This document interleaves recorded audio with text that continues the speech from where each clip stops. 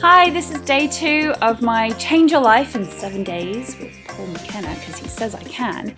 And I'm going to share with you what's going on for this one today. The title of the chapter is called A User's Manual for the Brain. Hello, why wasn't I given one of these when I was born? I was actually watching the film Lucy on the plane coming out here. Now, you've probably heard of it, but it's about a woman who takes a drug and it allows her to use increasingly larger amounts of her brain in order to control the reality around her. Now, I'm sure you've all heard that, we only use something between 2, 3, 4% of our brain at any given time. That is an incredibly small amount. And as such, I think we quite often feel that our reality, our external situations are what are controlling us, when in fact, what's going on up here is what's influencing how we perceive our reality. And this is what the film was all about. It's just, we have more control than we think we do. And this is what this chapter is all about. When we start looking at how we create negative emotions or negative beliefs, we then have the opportunity to refocus, reframe, diminish old beliefs, reprogram things, and make it work for us.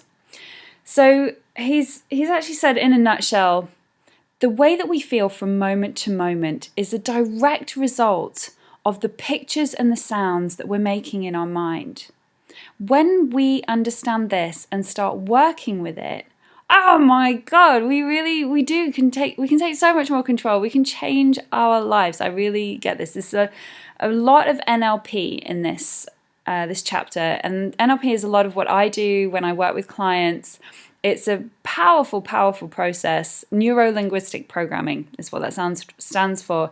And you can use it in small amounts, you can go whole hog and learn all about it, but it is basically a user's manual for the brain. It's like how this works. Quite often people say to me, yeah, but thoughts keep coming, I can't control it.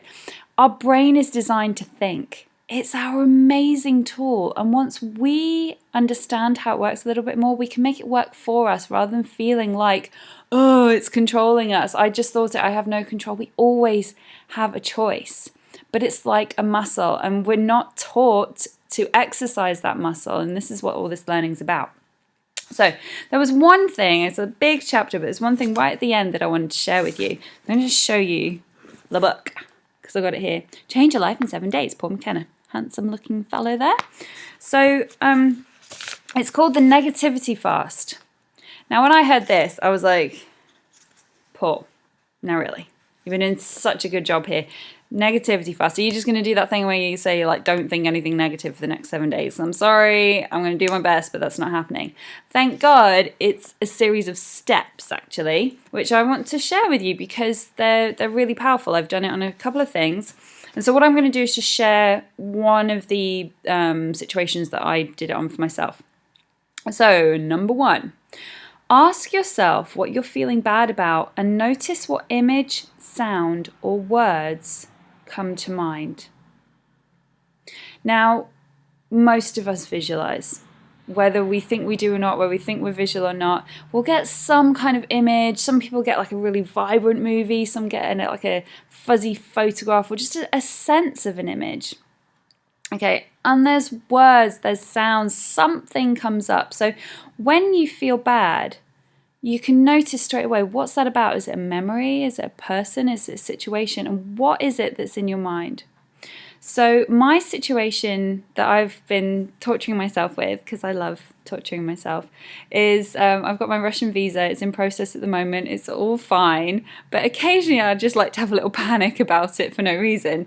So I noticed the panic come up. And what did I see? Oh, it's a phone call from the tourist office saying there's something wrong with my visa. Okay, so I look at the image and I notice the feelings. Listen, and number two is listen for the message or positive intention of the emotion. Now this is key. When you start swapping it around and start thinking, well, any bad feelings, any emotions, they're there to guide us. They're protecting us somehow. They're sending us a message. It's not like, oh, I just feel bad all the time. There's a reason behind. There's usually a positive intention behind it. So I figured the positive intention about me panicking is just to make sure that I'm on my game, that I've got everything I need sorted out, that I'm set for every eventuality and I'm ready to go when the visa's ready. So that's what I thought. Oh, that's good, thank you. Just checking that I'm on the ball. Number 3, this is brilliant. Act on the message. So I know it wants me to be on my game. That's a wonderful shift around, but now you can act on it. So what would I do to act on it? Well, make sure. So have I got all my documents that I need? Have I got my tickets booked down to London to be ready? Do I know where the office is? Have I got everything packed? Have I got it all done? And acting on that, I've actually written some lists now just in my phone to keep me organized and to keep me on it. So now I can just be like, no, I've done everything that I feel like I can. And I have a place now where if I think of something else, I can just put it down in that list and it's done. I just want to say a word about this, act on the message. Now, how many types of books like this, maybe you've read, and it goes through and it's got exercise 1 and exercise 2, spend 10 minutes doing this. And you think, okay, I'll do it later. We don't act on it. We don't actually do what it says to do. Now, I give a lot of tasks or homework, if you will, to the people that I work with, and I expect them to follow through. I expect them to do the work. I expect myself to follow through and do the work. Do I always do it?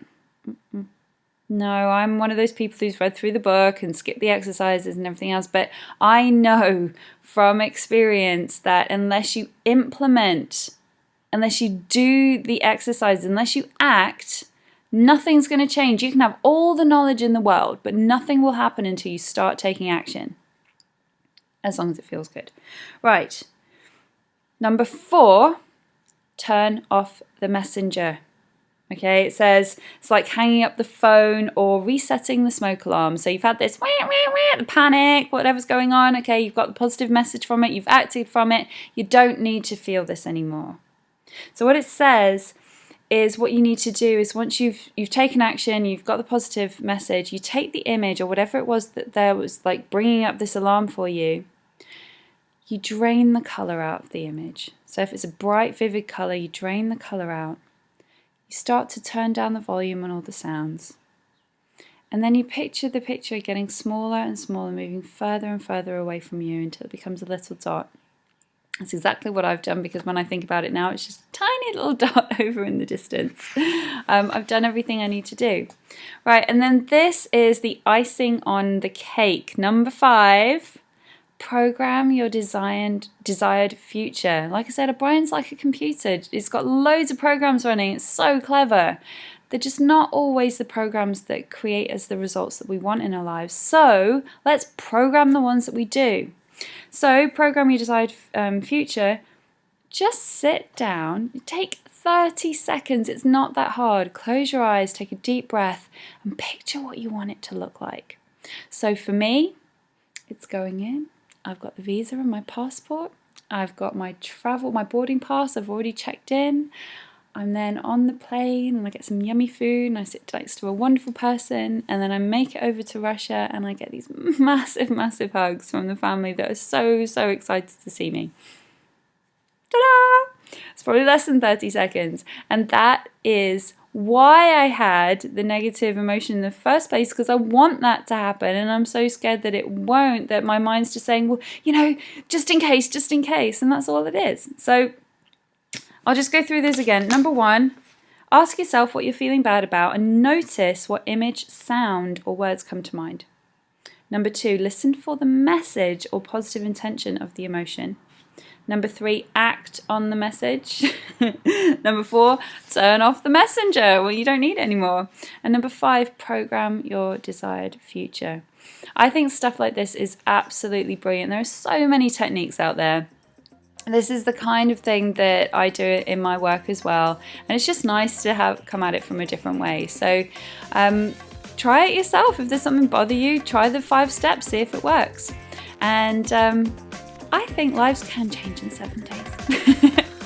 I'll see you tomorrow.